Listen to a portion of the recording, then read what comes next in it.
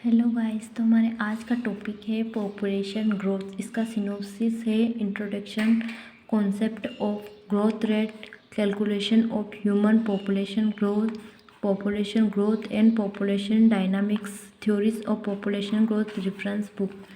इसका इंट्रोडक्शन है पॉपुलेशन के आकार में होने वाला कोई भी परिवर्तन चाहे धनात्मक हो या ऋणात्मक सामान्य रूप से ग्रोथ कहा जाता है। पॉपुलेशन ग्रोथ से अभिप्राय किसी निश्चित क्षेत्र में निश्चित समयावधि में निवास करने वाले व्यक्तियों की संख्या में परिवर्तन से है। पॉपुलेशन में परिवर्तन ग्रोथ पर निर्भर करता है, जो कि जन्म दर और मृत्यु दर के बीच भिन्नता होती है।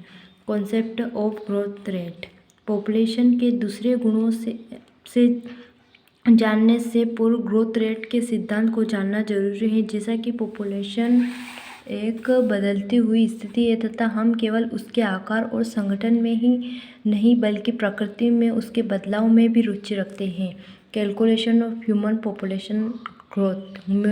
ह्यूमन की पॉपुलेशन ग्रोथ को दो समयों की जनगणना में परिवर्तन को या अंतर को दर्शाया है। पॉपुलेशन ग्रोथ रेट का एक सामान्य सरल स्केल औसत वार्षिक दर है, जिसकी गणना निम्नलिखित सूत्र के द्वारा की जाती है। Population growth and population dynamics. जीव संख्या स्थिर हो सकती है या अस्थिर। उसकी स्थिरता में चार कारकों की पारस्परिक क्रियाएं महत्वपूर्ण भूमिका निभाती है। ये कारक हैं birth rate, death rate, immigration तथा इमिग्रेशन। बर्थ रेट एवं इमिग्रेशन पॉपुलेशन डेंसिटी में ग्रोथ करती हैं, जबकि डेथ रेट एवं इमिग्रेशन पॉपुलेशन डेंसिटी में कमी करती है।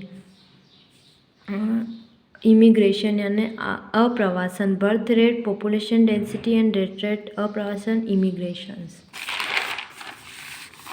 Theory of population growth. Population growth rate ज्यामितीय एवं अगणितीय के सिद्धांतों का अनुसरण करती है। ये देखा गया है कि यदि प्रजनन गति रेट स्थिर होती है तब पॉपुलेशन ज्यामिति के अनुसार ग्रोथ करती है और पॉपुलेशन संतुलन अनंत ग्रोथ सीमा के पश्चात ही संभव होता है। अगर फ्रेंड्स आपको वीडियो पसंद आया हो तो इसे लाइक करें, कमेंट्स करें और शेयर करना ना भूलें।